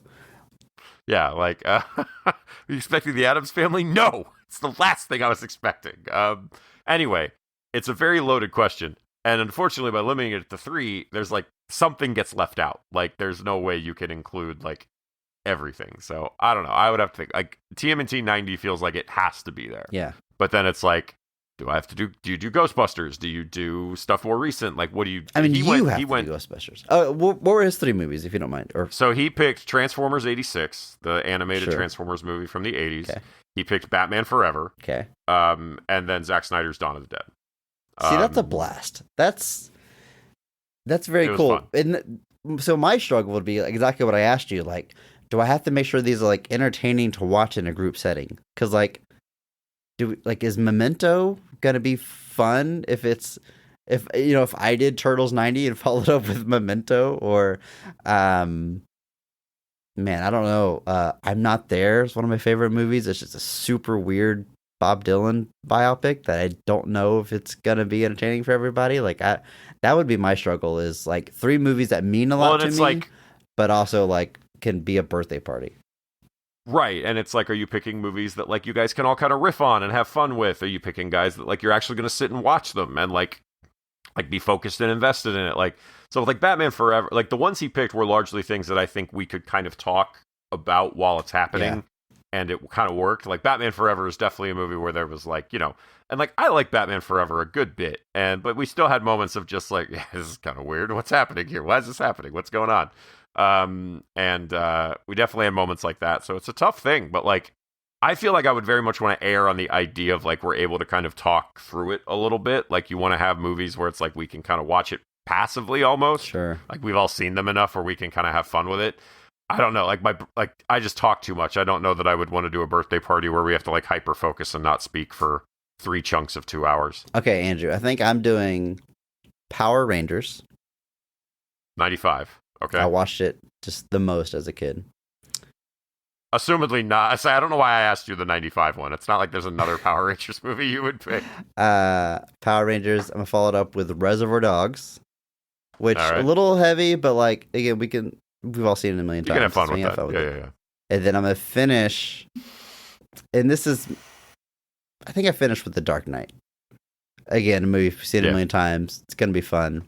I think if I were to copy your friend's birthday party, I think off the top of the dome, those are the 3 I'd go with. It's a tough thing because like my brain would be like TMNT 90, Ghostbusters are like required. Yeah. And I would be and like, then okay, but then that leaves out everything from Andrew, you're not going to like encapsulate beyond, your entire... Because it doesn't really matter when it released. At the same time, like Ghostbusters, Clue, and TMNT 90. First off, it would be a blast. Yeah, it would be super fun. But yeah, it's like, you're leaving out like anything in the 90s. You're leaving out anything in the 2000s, and so it was genuinely, I was like, dude, I don't know like how I would play that, but I think those 3 would definitely be crowd pleasers. As far as like everybody can watch them and have fun without a whole lot of trouble. So. All right. And only one of them was released when I was alive. Anyway, it's a very fun concept. So shout out to my friend Lawrence for his very, very cool birthday party. But what were we talking about? Cameos and small parts. I think Drew Barrymore is just a small part that feels more like a cameo after the fact, because she has this whole second wave of her career. Well, because, I think you get, like, Firestarter, and then, like, you get a couple of things, but then there is this break, and I think she kind of builds back up. And so I think this is kind of in the break between them, where it's just a small part, where, like, hey, that's Drew Barrymore, but I don't know that she was, like blown back up yet. Alum of the show, Charlton Heston, has a cameo, and we said we want to say about Charlton Heston, but this good joke, this gag, is so funny. He's asking for directions, and the guy that's telling him, he's giving him directions, but also telling the sad story about what happened on that road. And Wayne is like, I mean, this is the best we can do. Can't we get a better actor for this? Literally, I think PA it's walks in. Is it a PA? Because the director has an uncredited cameo in this movie, and in my head, I was trying to figure out where it might be, and I wonder if this is the director cameo. But anyway, someone from the set walks him off, and then walks in a new actor, and it's Charlton Heston, and he gives this monologue about this sad story on the street, and it makes Wayne cry, and it's such a funny joke, and to bring in like a legendary actor for this small part, the small joke, is a pretty good gag. I actually think I think you're correct. I think is that the director? It might be that the director is that cameo. That would be funny if that is true. But Yeah, that gag always makes me laugh too. And then I'll have those moments where like, you're just staring off into the distance, and in my head I'll just hear that one perfect day on Gordon Street. Dude, Harry Shear's in this movie. The voice of Principal Skinner himself. Yeah. Yes. He's Derek Smalls, man. Yeah, he's a radio DJ, which, obviously he's got an iconic Handsome voice. Dan. Makes a lot of sense. Handsome Dan. The joke is that he's not handsome, and Mr. Scream, whose job is just to scream, is handsome. Like, it's so stupid. Dude, and Mr. Scream is played by Ted McGinley. I don't know if you know who he is. I don't. But he was the second neighbor on Married with Children, like when the neighbor, the wife next door, like got divorced. He also played the jerk, like the lead jock in the first Revenge of the Nerds movie. So like he's just this very strange. It's to the point that like but he had this gag for a while where he would like come into a show in its later stages when like the popularity had declined to the point of saving it at that point, to the point that he would the guy who formed jumptheshark.com called Ted McGinley the patron saint of shark jumping, because he would always join a show like after it had done that, and to the point that McGinley would like even make fun of it sometimes when he would do later like appearances and stuff. But it is there's a very funny episode of Batman the Brave and the Bold that McGinley's a voice in that is just very, very funny, where they just kind of take the piss out of the whole jumping the shark thing, and it's very, very funny. One reason I appreciate this movie more as I get older is that I understand more jokes and references. Yeah. Like, I knew the Graduate ending was a reference, but I certainly saw this movie before I ever saw The Graduate. I mean, that ending's been riffed on so many times. I'm sure this wasn't the only time I saw that parodied. But even like the Mrs. Robinson song playing, like the significance of it certainly didn't mean anything to me as a kid. Or the whole Doors thing, like Jim Morrison and the character's called Naked Indian. I recognize what you're saying. Yes. But the naked and the weird Naked Indian, like it's a Jim Morrison reference, but also a very specific reference to the Doors film by Oliver Stone, which had come out a few years earlier. Which I promise you, I saw Wayne's World 2 way before I saw the Doors. Yes, with Val Kilmer, one of his best performances. It's so insanely good. He does his own singing, and it's just incredible. The movie's fine. The movie's all right. Actually, I don't really like the movie, but I like Val Kilmer's performance a lot. Got Kyle MacLachlan in it too, man. You show some respect. Andrew, do you like actors of all time? What do you think about The Doors? No, I don't like The Doors. All right, thank you. It's fine. Like but the thing for me is I'm also not the biggest fan of the Doors. 100%. So it's like that Bob Dylan is a big thing for you. When I watch Bob Dylan stuff, it doesn't hit me because I'm just not the biggest Bob Dylan fan. Yeah. So like it's just I feel like it's that kind of thing where even like the movie of the Doors, like if you're not a fan of them, there's nothing in the movie that makes you want to be. It's like, all right, Jim Morrison was kind of an ass and drunk all the time. Like it. Anyway, a big part of that movie is that Jim Morrison believed like the spirit of a Native American was haunting him his whole life. And there's literally unexplained. There's a Naked Indian in the Doors movie. That's all I'm trying to say. And so that the Naked Indian being here is a reference to the Doors movie. Yeah. Which I didn't get till way later. No, you got a thumbs up on your screen again for some reason. The Jurassic Park gag for the longest time freaked me out because like Jurassic Park comes out like the same 5 months year. Before this. I never understood how that. I guess I don't know if that shot was in the original trailer for Jurassic Park, right? Because that feels like a gag that you wouldn't be able to just see 5 months before a movie comes out and be like, yeah, let's do this. But again, so much of these gags don't relate to the main plot. They could have shot an extra scene and just thrown it in there. But that feels so weird to be like, like in August of '93, be like, I know the movie comes out in like 4 months, but we should do a Jurassic Park gag. like if you cut that gag, I don't think the movie is better or certainly not worse for it. But it's very strange. In my head, I was thinking the Wayne's World movies. I knew they were back to back, but I thought it was 91 and 92. So I was watching it and I had that same thought. They're in where a I Jeep. thought this Jurassic Park Came out first. came before Jurassic Park did. They're literally in a Jeep in the rain. I'm like, it's kind of Jurassic Park. And then you hear like the stomping and then like the water cup ripples. And I'm like, is that just There's like no way. a universal way to show that something heavy is nearby? And then he pulls the map down and there's a big dinosaur. I'm like, okay, no, this is definitely a Jurassic Park reference. And I had to like look it up. It's like, oh, 93. Still not a lot of time to get this in there, but at least it did release after. So it makes a little bit more sense.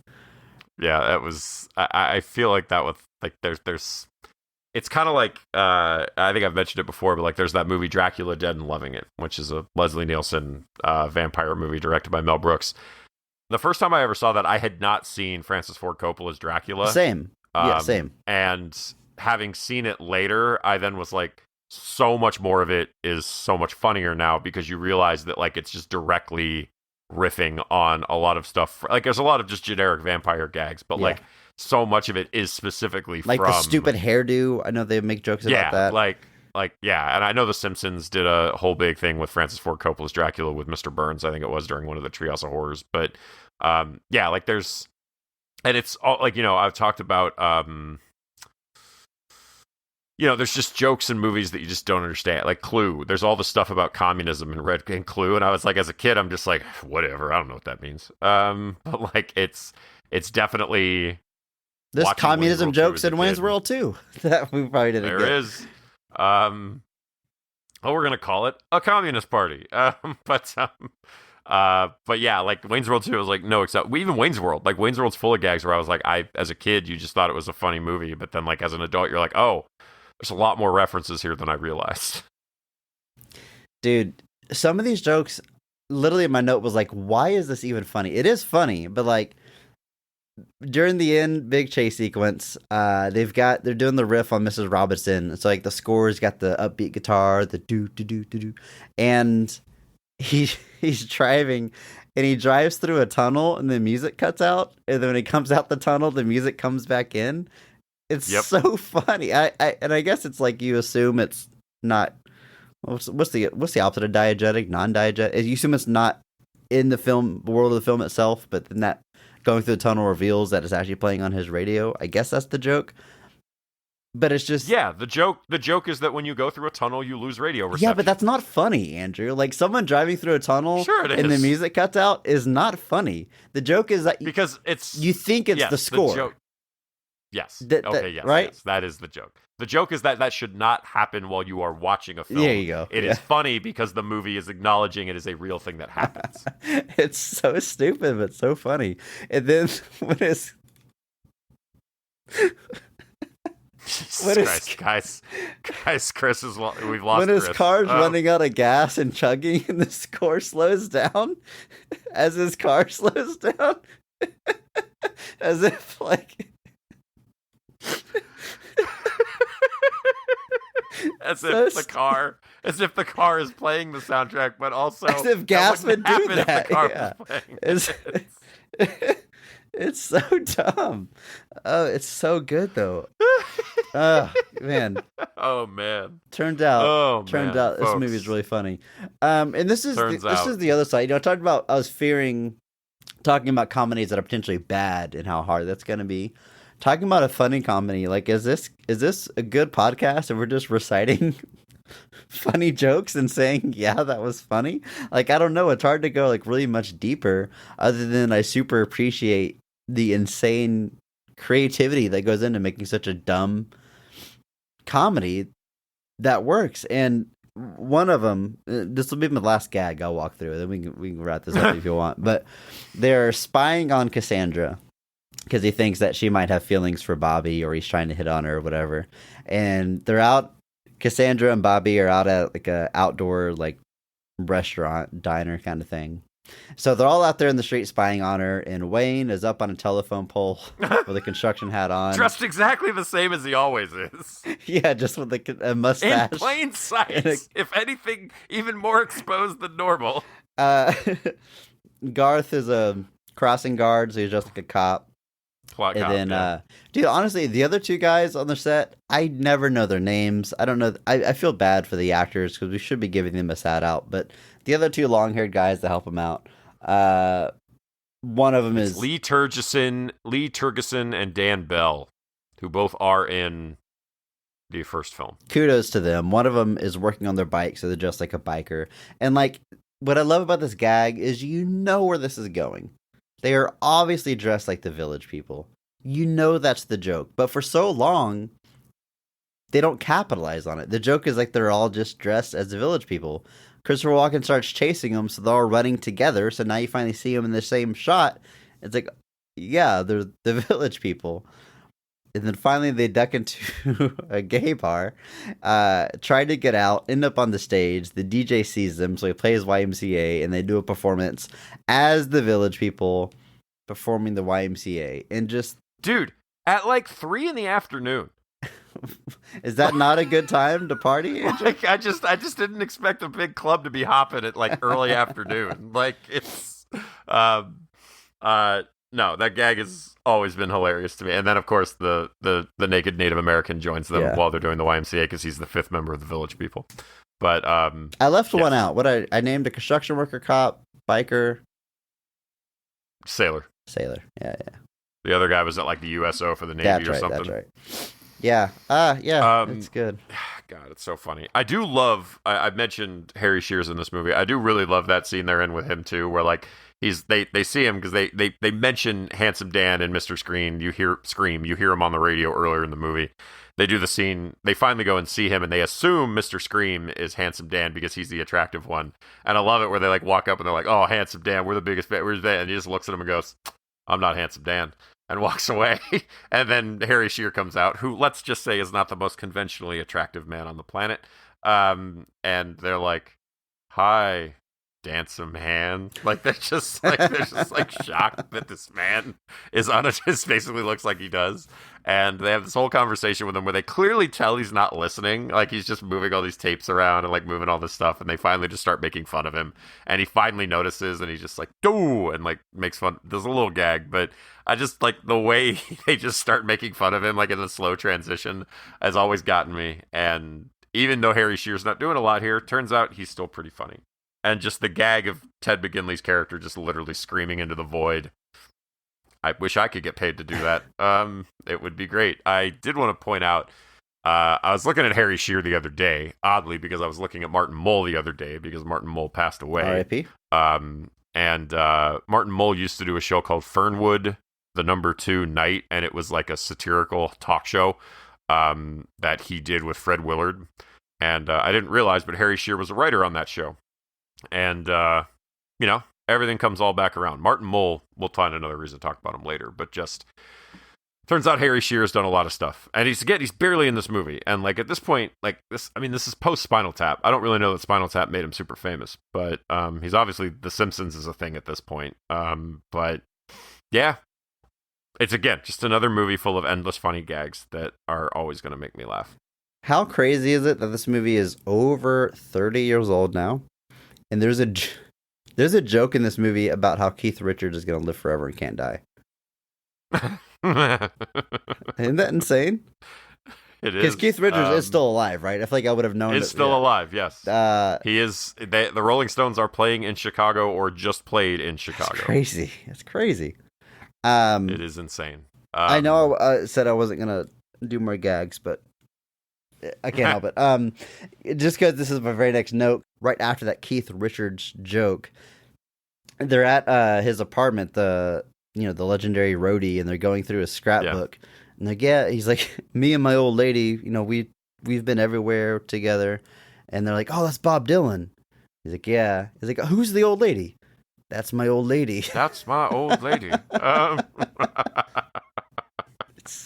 Oh man, so good. I love the gag where they're in the studio and they're talking about Wayne Stock for the first time, and he's just like listing off random bands, and he's like, "So who's gonna be at Wayne Stock?" It's like, "What's it called?" And Wayne realizes he has no name for it, so he just sees a Woodstock poster. He's like, "Wayne Stock. It's called Wayne Stock." And Garth is just going along with it, like, "Wayne Stock. You heard the man." Like, and then he's like, "Who's gonna be there?" And he's like, It's like that scene from like it's like the scene from like Usual Suspects where they're just like he's looking around at the things in the room and making up the story. But he's like, and he sees like a guy with like Aerosmith and Pearl Jam CDs. And he's like, Aerosmith and Pearl Jam. And he's like, wow, who else? And he's like, who else? And he looks into the studio and there's an old man fashioning a kayak out of a log. And so Wayne literally just goes, old man fashioning a kayak out of a log? And everybody's like, what? And he's like, no. And he looks over and he's like,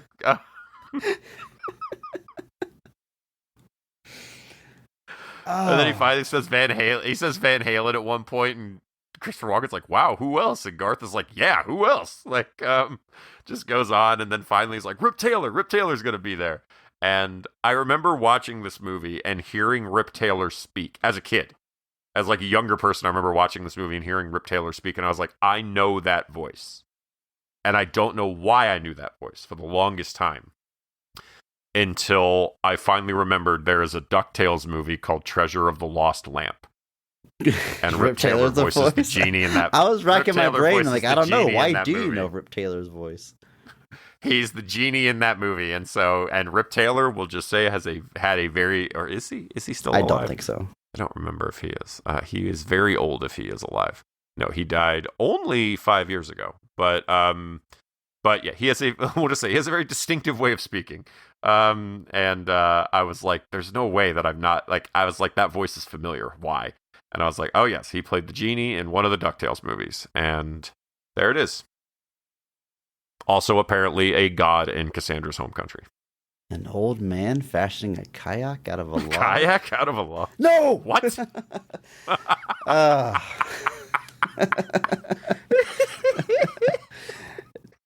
movie is great. This movie's great. It's impressive that... Go ahead. Because that's the kind of joke. Like, it makes no sense in the reality of this world for an old man to be fashioning a kayak out of a log in a recording studio. It breaks the reality. Aside from, like, the fourth wall breaking. It's impressive that joke can work in this movie, because that's something you would see in, like, a spoof, like an airplane, and like a spoof movie that has no reality. It can do anything. But, like, they can get away with looping in those jokes occasionally, but still making this feel like a coherent film. It's genuinely impressive. Yeah, it's genuinely great. It's the fact that it works. I wouldn't say it even works in spite of itself. It's just a funny movie that like knows how to utilize the gags and puts them in the right spots so that it lands. And if it doesn't land, there's something immediately following it that you just move right past it. Although I do think most of them land here. Because we're just talking about gags at this point. I want to talk about, there are two other cameos in this movie there's actually three other cameos that I want to talk about. One is Tim Meadows shows up as Sammy Davis Jr. Which, again, I don't think is a cameo. It's right. I mean, Tim Meadows in '93. No, not a star. Is he on SNL by that point? I think he is. Okay. Which is how I assume he got involved here. Because he probably played Sammy Davis Jr. on. He does a very good job. You know what, Andrew? I think to this day, I don't think I have ever seen footage of Sammy Davis Jr. performing. I don't. But I've seen so many Sammy Davis Jr. impressions. And I think this is a very good impression. It seems to be spot on, but I've only seen this man parodied. He's another one that's got a very distinctive way of talking, a very distinctive way of speaking, and people love to make fun of it or riff on it. But I love that what he's talking to Jim Morrison about is clearly how J. Edgar Hoover had JFK killed. Just randomly. Like, that's what they're talking about. Like, he had a whole different bag from Jack, man. Like, that's literally the conversation. There's no other reason for it to be there, outside to just give Tim Meadows, I guess, a weird chance to be in this movie for a brief moment. But the other one I want to point out is the nerds backstage at the concert, at the Aerosmith concert at the beginning, are Robert Smigel and Bob Odenkirk. Again, years before they're anybody, years before they've gone on. Like, I think at that point, I think Smigel was a writer on SNL. He'd been a writer on SNL since, I think, 85, 86. And Bob Odenkirk... Is Mr. Show out yet? Bob Odenkirk was on SNL from 87 to 91. They worked with Conan O'Brien there. I think Mr. Show is after this. And stuff like, it's odd. The Ben Stiller Show feels like it really should also be the subject of a documentary, a weird documentary. because of how many like really. And first off, the Ben Stiller show actually ran for several seasons, but like the Ben Stiller show had Ben Stiller, Judd Apatow, David Cross, Bob Odenkirk, Janine Garofalo, like a really kind of like another like a very talented group of people all working on it. But when does Mr. Show start? Mr. Show I think is 95, so Mr. Show is after this. But so Bob Odenkirk is still kind of building his way up and coming through, and Mr. Show was still like nothing but a cult hit for a lot of people. But again, just small parts where like I had no idea who they were originally, and then suddenly I'm just like, oh, that's the guy from Breaking Bad. As a nerd, talking about taking the bus from Cicero, which is a place that I know about. Speaking of cameos, the Gin Blossoms show up at the very end. Are they one of the bands? They're one of the bands, but they never say Gin Blossoms are gonna play. They never, but like, I didn't. But don't get me wrong, I did not recognize the Gin Blossoms. I had to look up who was getting out. There's also Nash Cato of Urge Overkill, a band I'm not familiar with. Is he the guy that gets out by himself? It must be, because it says Gin Blossoms get out and then one person by themselves, which they never, like, why not use those band names if you're going to have them on set and in the movie? But Gin Blossoms, one of those bands that, like, 10 of their songs, even if you don't recognize the name. For some reason, Gin Blossoms never really feels like they became, like, a household name, but they had an insane number of hits in the 90s. They're kind of like Collective Soul in that way, like, their songs, even if for some reason you don't know the band. But I just thought it was funny they would have Hey Jealousy. That's famous people show up. I was like, there's a Jim Blossom song I know. What is it? And it's Hey Jealousy. Till I Hear It From You. Found Out About You, which I think is a different song. Yeah, they had some hits. The last gag I'm going to talk about it's that mid-credits sequence. Because you do see that the ground is all covered in trash after the concert, and the Native American starts doing the single tear down the side, which is the gag to the Keep America Beautiful ads that ran. Can I say another one that I've seen a million parodies but never seen the original? Exactly. And then Garth and Wayne show up with like their single sticks and are like, "We're gonna help." See, and it reminds me of a gag from Angie Tribeca, because they did a gag where they referenced that. And it was when the commissioner like got involved in like a prostitution ring or something. And one of the characters goes, wow, they're like, man, he's disgracing the force. And not to mention disgracing his Native American heritage. And it cuts to the guy, and a trash bag like hits him, and it cuts to his face, and a single tear rolls down, and it cuts back to the other cop, and he goes, wow, that's an old reference. So that is another line that I'll just say randomly. Like, I'll mention something like more than 10 years old, and I'll be like, wow, that's an old reference. Even if I'm saying it to something I've just said. The Keep America Beautiful campaign, that commercial was produced by a nonprofit organization. But the nonprofit organization is actually backed by major corporations like Coca-Cola. And the whole purpose was to make it feel like we, the consumers, are responsible for the pollution, and not the major corporations that actually knowingly, willingly pollute and produce things in non-renewable ways in the sake of profit. Yep, it's the same reason going after straws is not the way to handle waste and pollution. Because consumer waste counts for percentages, like single percentages of the world pollution problems, and most of it's done by corporations. And that's just really sad. It's mostly annoying because a lot of places started moving to those like disposable straws that lose integrity. The paper straws? I hate those. And the thing is, for disabled people that genuinely need straws to function, they're genuinely an inferior product and make it more difficult for them to actually consume things. So this push to get rid of plastic straws, or the people that are like, oh, get metal straws, and it's like, okay, cool. Like, you ever have to wash all your straws, man? It's the annoying. Silicone tips you got to keep up with. Yeah, or like to be like, oh, you want a drink? Too bad, all your straws are in the wash machine. Like, it's not feasible. Plastic straws are not the problem. I do, and yeah, Keep America Beautiful is part of that. Greenwashing, as it's called. I do hard plastic reusable straws. So I use them multiple times. I'm not saying don't use those. I'm just saying that like there are people who plastic straws are an accessibility thing, And it's another one of those things where we're rushing to fix a problem that, one, isn't really the problem, but two, not considering the detriment it's going to have to people. And let's face it, we do not consider the detriment of our actions on disabled people enough as is. No, I like the way I said it better.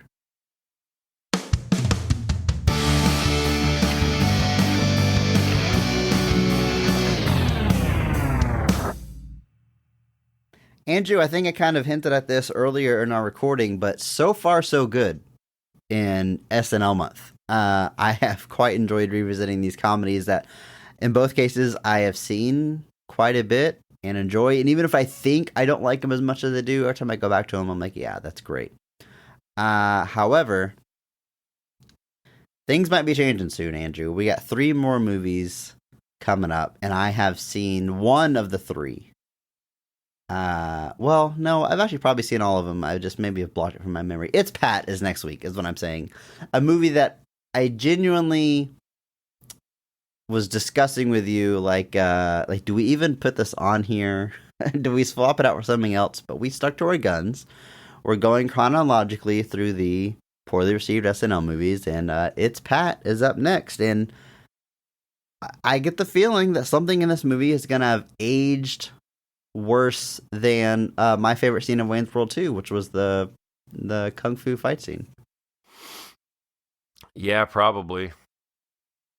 But that's future us's problem to deal with. Come back next week. We'll find something. But for now, it's time for our question of the week. And if you want to leave us a question for a future episode, please do. Just hop into our Discord server. There's a link in the show notes. What are you waiting for? Come and join us. Hang out with the community. Leave us a cue, just like Oculus Neko did. Here's what they ask. What 3 iconic film scenes would you show someone that epitomize your favorite movie genre or movie ideals? And Andrew, it's worded a little bit differently, but this seems so similar to the discussion we had early in this episode about 3 movies that made us, the birthday party that you referenced, that I think we can maybe parse out our answers to come up with 3 film scenes that sort of epitomize our movie ideals, movie genre or movie ideals. This is, the specificity of this is pretty interesting, but I think we can come up with a few scenes. Is anything jumping out to you immediately, Andrew? I mean, there's a couple of things offhand. Like, there's some stuff that, like the Godfather church scene. Is it Godfather 2, maybe? The one where, like, while the baptism is happening at the same time, Michael's basically having all of the top rivals wiped out at the same time, and it's this kind of very, very just composed well. It's scored super well, and it's just, it's one of those things where, like, when you just watch it, you're just like, oh, this is what film can do that you can't do with other things. And that's always a scene that jumps out at me as far as, like, one of, like, just the best composed sequences in almost all of film. So much so I haven't rewatched The Godfather in years now. So it's but like it still sticks with you. It still jumps out. I mean, that scene still sits in my head. Yeah. Yeah, that's good. For whatever reason, I'm jumping to, like, film endings. I know it says film scenes, but I really love whenever, I don't even know how to word this. It's like when, I guess it's more of an editing thing. It's when the cut to black makes a statement or is part of the scene. I think Memento does this very well. The very last line of the movie is, "Now, where was I?" And then immediately cuts to black, and I mean, if you've seen the movie, the significance of all that is pretty apparent, but the abrupt ending of that, I think, is phenomenal. The Green Room, one of my favorite thrillers ever, honestly, but honestly, probably a top 10 movie. I love that movie, but the very last scene of that movie is so good. I guess it's kind of weird to talk about final scenes now that I'm realizing I'm kind of just going to be spoiling the movies I really like for everybody, but the very end of that, they kind of circle back to like a desert island question that was going on earlier, and then the response to it, and then the cut to black again, the abrupt ending. It's in that movie in particular, it feels like a punk rock way to end the movie, which is it's a movie about punk rock, so it's like that synergy, like when the tone and the editing can match the feel and themes of the movie, is like it's that chef's kiss synergy feeling that you can kind of get from film sometimes. That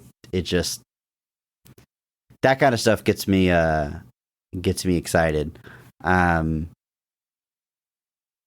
Those two endings are jumping out to me. I don't know if that epitomize your favorite movie genre or movie ideals. Yeah, movie ideals. So like, when you're talking about ideals, you're talking about like the master of the craft. When there's synergy between the acting, the themes, the script, the editing, when it all feels of a piece, that excites me. I don't know if I can come up with the top 3 that do that. So those endings are coming to mind, but whenever you can feel the theme of the movie just like in its rhythm, that's really cool. Yeah, The Green Room is definitely a good call out there. Another one that, again, not a movie that I rewatch a whole lot, but a sequence that I will remember forever is, have you ever seen Goodfellas, Chris? I have. You've seen you know what I'm talking about? The one shot when he takes her to eat at the Copacabana, where he's like walking back through the restaurant. Like they come down in, he like walks through the kitchen and they come out to the floor and they set up the table and everything for him. That is, it's a oneer. It's one shot. There's a song by the Crystals playing, and then he kissed me, and it's just like he's like shaking hands with everybody as they walk in, but again, it's just so much is happening in that sequence, and it's one camera, one long tracking shot that takes you from literally outside across the street all the way through the back of the restaurant, through the kitchen, into like the actual floor of the restaurant. They set up a table for him, they sit down. It's Scorsese. You shouldn't be shocked that the man has complete control of the camera and knows exactly what he's doing. But I've seen that. That's another one that like I've seen it parodied, and I didn't realize that it was necessarily a parody at first, because of that. Especially there was after that, I was a show for a while that was called Speechless. That was like a sitcom about a family that had I believe it was a child with cerebral palsy. And it was kind of, they riffed on it and had the dad taking him through the hospital for an appointment, and he was just running into all the people at the hospital they did, and it was done in the same way, but it was just, again, very creative. But it's a great shot, and it's a great sequence, and it's a great scene, because again, to switch from the locations like that, the things you have to be aware of, the things you have to be cognizant of, lighting and tracking and everything, making sure everything's in its right spot. For one scene like that, let alone you talk about movies that are one shot, and it's just nuts. It's absolutely crazy. But that's another one that sticks with me pretty heavily just because of how well it's all done. And the song is a perfect choice. It is just very well done. I gotta rewatch Goodfellas. I honestly probably have. I was probably in high school last time I watched that. It's been quite a long time. I thought of a third ending though. Again, I don't know why I'm sticking with endings, but I love a good cut to black. And No Country for Old Men. That movie ends with Tommy Lee Jones talking about a dream he had, which like lays out the entire theme of the movie. And then at the end he says, and then I woke up. Boom, cut to black. Cut to credits. It's so punctual. I love that so much. And that one in particular, I know a lot of people like, I'm not saying they don't get it, but like they don't like the way that ends. They don't like how abrupt it is and how it kind of ends on like a low note. But like I think what that movie is. I think it's an absolutely like perfect way to end that movie. I love the cut to black there. Intro to Inglourious Bastards. I think the first scene with Hans Landa and Inglourious Bastards is another one that just I remember from the first time I ever saw that. It's just been burned into my brain ever since. That, like, especially never having seen Christoph Waltz before, just to have like this completely essentially unknown actor just like appear out of nowhere basically and be this immensely captivating villain and just such a character you wanted to despise immediately. With this performance, everything he did, like the way he handled that was just unbelievable. I love a good like this isn't quite the right term for it. I was gonna say movie within a movie, but what I mean is like the intro to Inglourious Bastards feels like a short film. Mm-hmm. And so much like the intro to Up, right? Like the first 10 minutes of Up is like a little movie in and of itself, but it doesn't have to be the intro, because I also think of The Shawshank Redemption and what's the old man that's released in the middle of that movie? What's his name? He carves it in. Was here. I feel really bad I can't remember the character's name for some reason. But an old man is released from prison in the middle of that movie, and like the movie stops, and there's like basically a short film of an institutionalized man trying to reincorporate into society. Spoilers, it ends with him committing suicide, and then we go back to the prison. But it's like a little short film in the middle of that movie that is super powerful and super effective, where like in all of those cases, whatever you think of the movie as a whole, which those are 3 great movies, but even if stuff outside of that didn't work, you would still have that little short film, if you will, right. within the movie that is extremely effective and powerful. Trying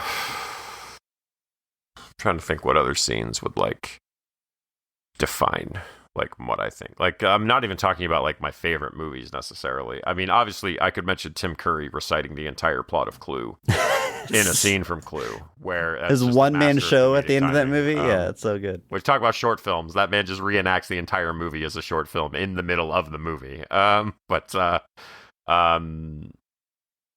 one's great, man. Vincent's death in Collateral. It's pretty good.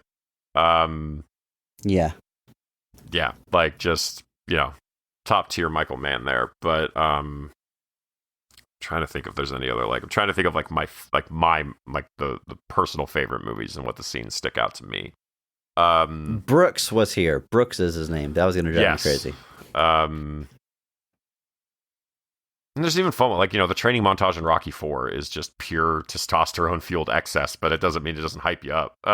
Like, you're ready to go fight some Russians after watching that training sequence. So good. Even the original Rocky, just the training sequence, running through the city, running up the steps, it's perfect. It's exactly how that movie, it perfectly encapsulates that movie. I mean, Unforgiven, the original Unforgiven has a bunch of scenes that are just absolutely well composed. And it's too bad Clint Eastwood never got an Oscar for any of it. It's a joke, folks. Clint Eastwood has multiple Oscars. What about the we're just naming good scenes? The traffic light scene in Spider-Man: Homecoming, when the Vulture. Oh God, yeah, Michael Keaton. Yeah, and like the literal light going off as he realizes it. Again, it's that so synergy that gets me excited, because it's great performances, but it's not just great performances. It's also lighting. It's also tension of them being stuck in traffic, someone honking behind him because he's not moving. Like, everything feeds into what you're supposed to be feeling in that scene. It is that claustrophobia just like keeps creeping in, and just, man, there's like literally a moment that you can tell that Vulture has figured it out. Like, you can see, like, it's like the opposite of the Simpsons moment where you're like, here's the exact moment his heart breaks. Like, there's that exact, like, there's a moment where like you see him glancing back up at the mirror kind of thing, and there's like a moment where he looks back, and you can tell that in the moment before, that was just his girlfriend's date, but in the moment after, that's Spider-Man, and he knows it. Good. And turns out that Michael Keaton guy, pretty good at acting. It's the ultimate theme of our podcast, is that Michael Keaton's pretty good at acting. Michael Keaton's pretty cool. Also featured in Mr. Mom with Martin Mull. Martin Mull was pretty underrated. He's extremely good in Clue, though. There's no way we could justify doing Clue on this show, could we? Absolutely. It would be bombed. All right, cool, folks. Come back. I'll talk all about Martin Mull then. The Leap of Faith scene from Spider-Verse. Just great. Oh, yeah. Talk about music being... That's probably like a genuine one. I would be like, this is something that, like, more recently, something that I would be like, yeah. Yeah. Like TMNT 90 I love, but I can't think of any scenes from TMNT 90 that, like, where I'm just like, yeah. It's like, always the farm for me that I go back to, but like that's more like a whole part of the movie, not like a specific scene. The campfire's good, but like I Oh, like the so campfire scene with Splinter it hits me hard every time, but like I don't know that I'd point to it and be like, this is excellence in shot composition or anything like that. It's very dude, effective at what it does. it's for me. It's Splinter telling Danny all fathers care for their sons, and the fact that this animatronic rat is making me feel something so deeply. God, that movie is so good. It turns out, Andrew, movies are good, and we love movies. There's a lot of great scenes out there. Man, I know the question asked for 3 scenes. It's hard to narrow it down to 3, but I just love movies, and I know you listening. You probably do too, since you're listening to this podcast. So let us know some of your favorite scenes, or if you want to try to epitomize what you love about film in 1 scene, or 2, or 3, or however many you want. Let us know. Hit us up in that Discord. We would love to hear from you. And of course, come back next week as we talk It's Pat. And until then, just remember that maybe not every movie is great, but all movies have greatness. Thank you to Mark Benavides for singing our theme song. Check him out on Instagram at NotThatMarkAnthony. And thanks to Mitch for the music. You can follow him on Twitter at I'm a Biggie Boy, and check our show notes for the SoundCloud link. Check out our store on TeePublic for some Best of the Rest merch. And if you enjoyed this episode, please share it with a friend. That is the only way that we grow. And follow us on social media at BOTRcast. Thank you.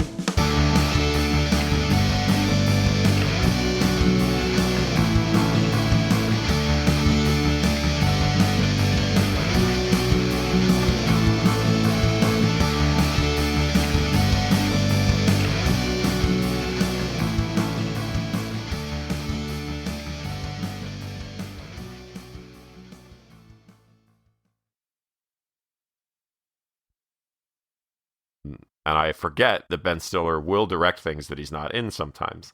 So I'm meaning to watch it. I've heard great this things. Might be a reminder that I check need it out. to. Yeah, it looks like Christopher Walken probably knows more about Natalie Wood than he's ever said out loud.